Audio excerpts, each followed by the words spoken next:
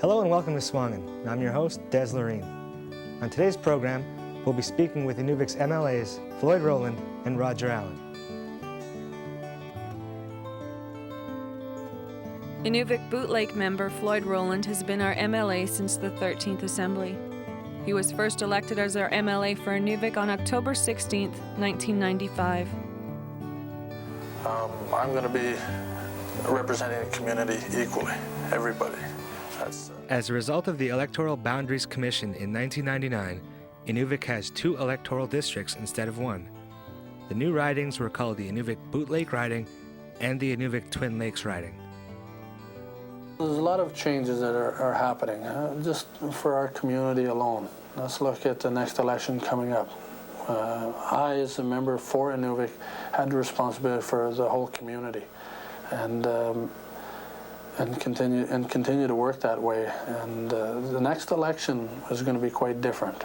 We have 2 members now as a result of Bill 15. We have 2 members in Inuvik, and we're going to have 2 ridings. So I think that alone is fairly significant. People are going to have to be able to understand the change in process. There's still, I think, it's a positive thing. We have another voice that can go to Yellowknife and bring issues forward.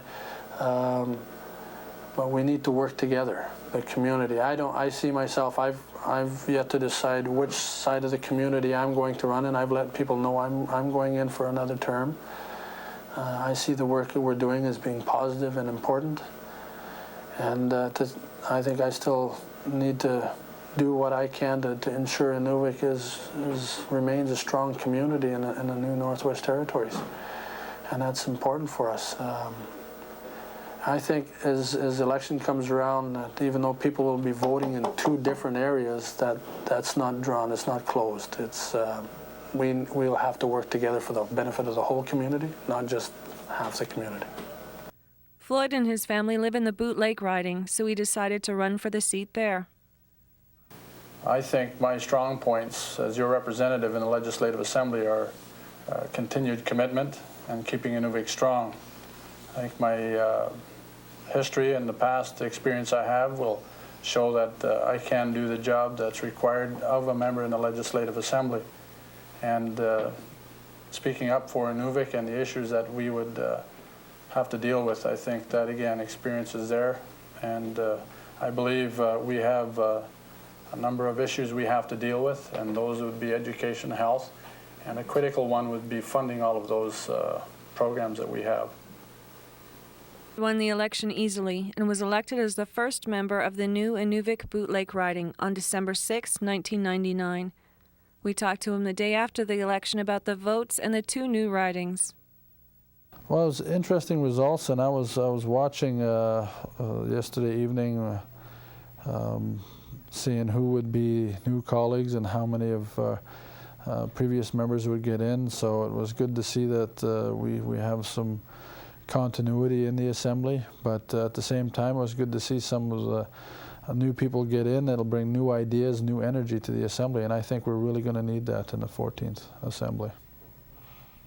Well, I've told a lot of people during the campaign time when they asked me about the Twin Lakes side, I told people that I think I have a good ability to work with others.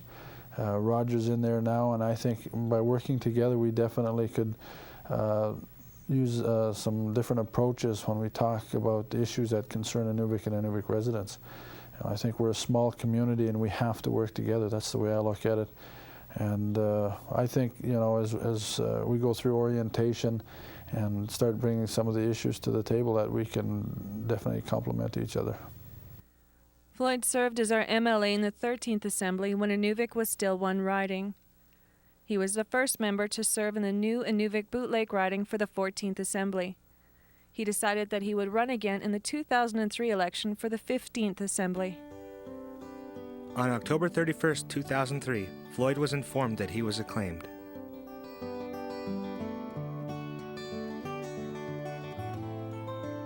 Before his election to the 14th Assembly, Roger had a lot of experience in Aboriginal and municipal politics.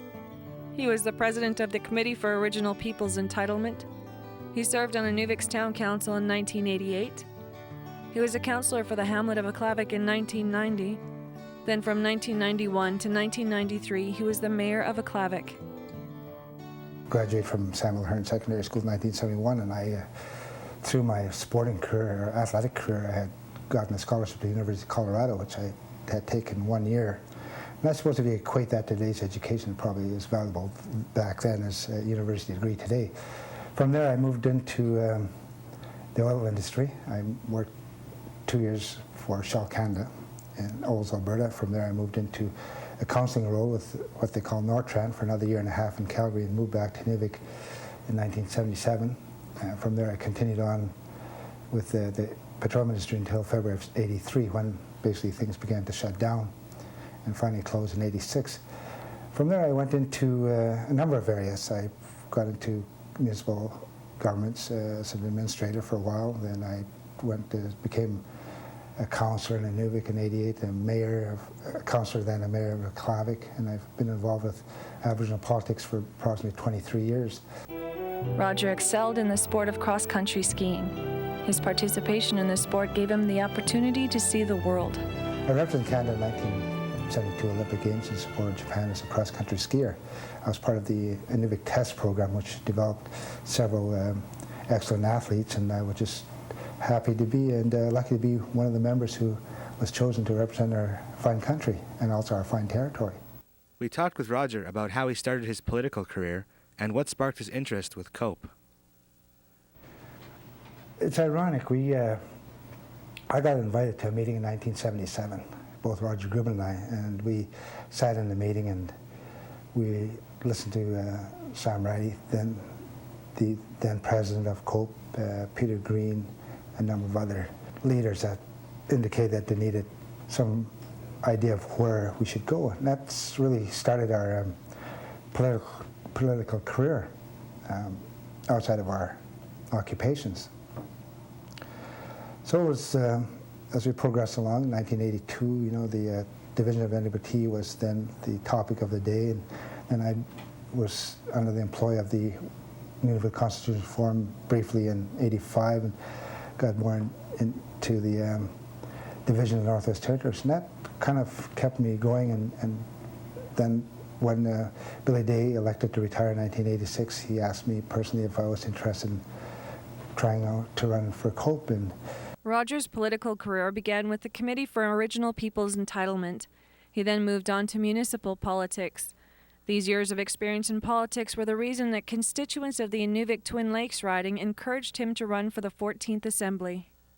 I do have family in Inuvik as well. I've been encouraged to run by the constituents of Inuvik Twin Lakes because I have a long-term residency there, as well as I share similar interests as Glenna here, in that we have to have social and cultural development. I do also take a vital interest in the educational component of our community. I think education lies within the ownership of our community and the people. I also have been involved in social rehabilitation, working with young offenders. The renewable resource sector, I'd like to address that if I was elected as a new member of the Legislative Assembly. Thank you. Roger Allen was elected as the first member of the Legislative Assembly for the Inuvik Twin Lakes riding on December 6, 1999.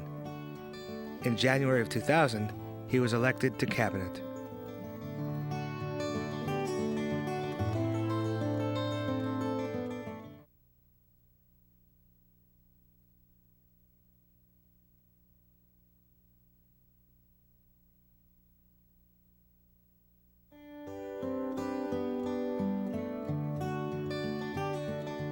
We're back with our program on Inuvik's MLAs, Floyd Roland and Roger Allen.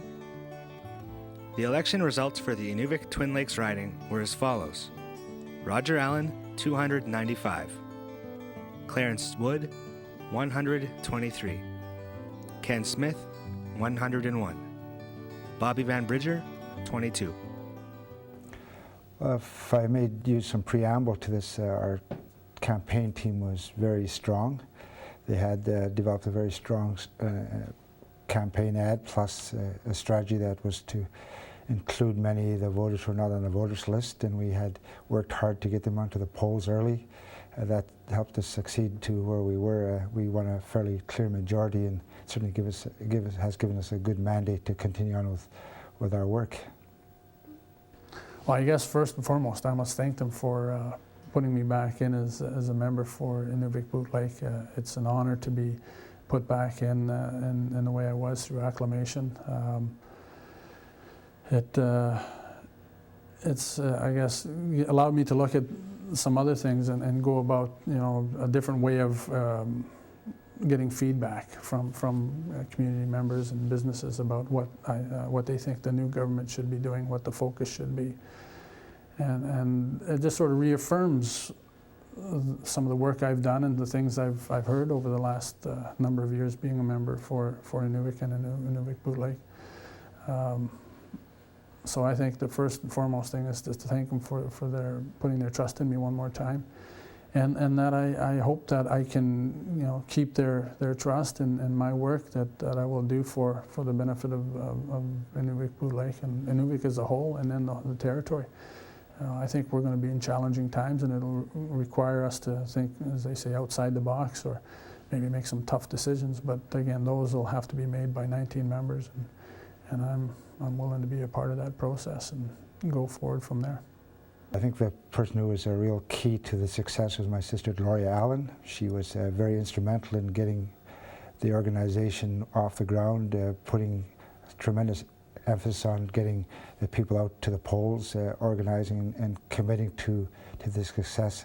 There's others that I think requires some acknowledgement. That's my other sisters, as well as their friends, and there's one particular male I need to mention today is Vince Sharp, who is very, very helpful in trying to work with other businesses to gain support, as well as Kurt Wayman from Northwind Industries. So those were some of the names that I want to acknowledge, as well as I want to thank everyone else who participated and worked with us very closely. We asked both MLAs about the work that they did in the 14th Assembly. We've had some good things happen in the community. Even in the tight fiscal times of the 13th Assembly, we managed, for example, to get some funding for the Utilidor transfer, not only to the community, but for people to transfer off high temp to their own places. Look at some of the big capital projects that were started many years ago, and a lot of different groups involved, but see them actually coming to being completed. We have now the new hospital that's up and running. The transfers happened, the old hospital taken down. We have the campus being constructed. Those things are good. I think you also can tie, and I think there are examples, good examples of money being well spent. We've put more money into the education basket, as we say, and we see more sports services being provided. And mind you, many would say that's still not enough. But that goes back to what I think the next work we'll have to ask ourselves as government, and that's going to have to take 19 members once we sit down. Our style of government, once we sit down as 19 members, go through the sort of our own priorities that we bring to the table, and then decide amongst the 19 of us if we have some common themes, tying into it, I think, the fiscal situation that we have, and if we're going to adopt a different fiscal strategy. I was very humbled to have served in the 14th Assembly. As you know, I've served in a number of different portfolios. That's very important to the people of the Northwest Territories, and equally important to my riding of Inuvik Twin Lakes and the town of Inuvik. As you know, the NW Housing Corporation has risen in terms of its profile. We have, when we first got elected in the 14th Assembly, I pushed to have a seniors housing strategy developed, as well as a single housing strategy. There's a number of other strategies that we implemented. Helped broaden out the fairness in program delivery. So that was one of the great accomplishments I felt we had achieved in the 14th Assembly. With Inuvik being split into two separate ridings, we asked both MLAs how they can work together to represent our community. I think it can be a good thing. You know, there's different things that we both members would work on. It was a little different. I remember, again, starting in 13th Assembly, I represented the whole community, and then in the 14th Assembly, after the government lost the challenge to the Friends of Democracy about the number of seats or the representation, the percentage of representation of some larger ridings, we ended up with 2 out of that scenario. And I know it upset a lot of people initially because they felt Inuvik was a small enough community that 1 representative was fine.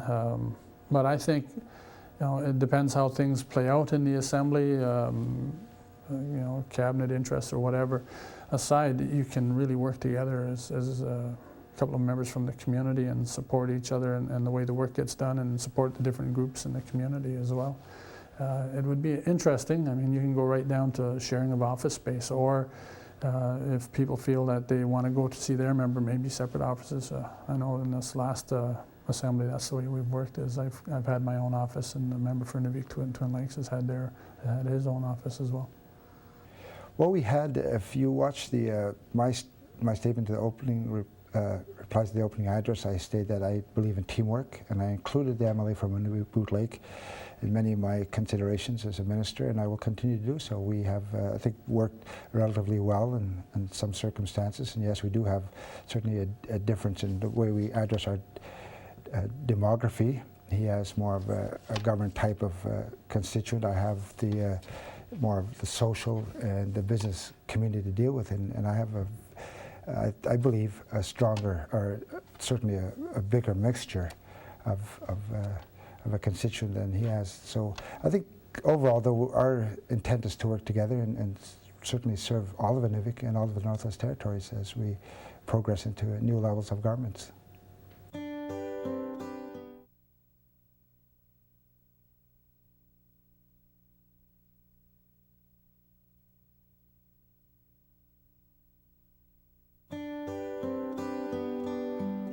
How can your constituents help you with your work as Inuvik Boot Lake's MLA? Well, because it's all about constituents. I mean, the input they have is critical. From a simple phone call about where their concerns are, suggestions on how they like to see things improved, whether it be education. I've gone to a number of businesses and individuals and asked them, what do you think the next government should do? And having input about, you know, not just that put more money in education, but where they see some of the concerns. I just had a conversation with a fellow yesterday about you know, how education used to be, and this fellow went to school here in Inuvik at the same time period I went to school here, and it seems quite different, and the results seem to be quite different. So we were reflecting on that and saying, you know, why has it changed so much from back then to where it is now? You know, and there's a call for more revenues and resources to help out the situation. I think we have to put all that together and then ask ourselves, like I said earlier, the money we're spending now, is it being spent in the right places, or do we need to change how we do things? But again, that will take in the whole Assembly as we get together. It'll be, for those new members coming in, the ones that are new to the Assembly, new elected, there'll be quite a learning curve for the first little bit. But I think that's where it's really critical that you have a good network in your constituency, and people can come and talk to you about whether it's a healthcare issue, an education issue, a business development idea. You know, there's times when, like I said earlier, come back with bad news saying we can't do certain things, but as well, I think without having that input, you work in a vacuum, and that's when members can find themselves in a bit of trouble, is you need input from your constituents to make your work successful. We asked Roger about the mandate that he was given by his constituents. Well, I got a very clear answer during my visits, and if I may speak to the preamble, they had indicated that we elected you to work for us in Yellowknife, not to sit in the constituency office in Ingamo Hall. So that gave me the confidence that they wanted me to work for them from a territorial level and not from a community level. Yes, I understand we have a lot of individual issues, but I think we can deal with individual issues through public policy and try to make the policies as flexible as we can to address the individual needs. Because there's a number of legislation that affects the way we deal with individual cases, but I just want to give the people affirmation that I'm here to work for them and also represent their individual concerns as well as the public concern. But if we can strengthen our public infrastructure, then the people will ultimately benefit from that as well. With the 14th Assembly behind us, we asked both MLAs what they had planned for the 15th Assembly and the future. Well, the 15th Assembly, I think, would be one of the continuation that I think I've started, at least to a certain degree, of ensuring that our government is representative of the people of Northwest Territories and that we're fiscally responsible. I guess because I came in as a new member in the 13th Assembly, that was the reduction scenarios that were put forward and that were put in place were not a good thing for people across the territories. It was definitely one of the hardest. We were one of the hardest hit communities initially through the 13th Assembly. 14th Assembly is different because there's been a different fiscal strategy taking place, and my concern is at this point we are again, as a new government, unless we receive new revenues from the federal government or corporate taxes or something of that nature, we are once again in tight fiscal times, and we have to ask ourselves as a government if the money we're spending is the right amount, and are we putting it in the right places, and when departments ask for money, are they accomplishing what they set out to do? I think that's something we have to all ask ourselves. Yes, there's a number of agenda items that remains on the table yet. One of the areas that I'm promoting, as my promotional material had stated very clearly, that I want to promote the 3-tier power rate system. I think that will levelize power rates across the Northwest Territories, categorically speaking. Secondly, I want to work with the developers to help Inuvik be the center of all the exploration activities here and make it the service center of the region.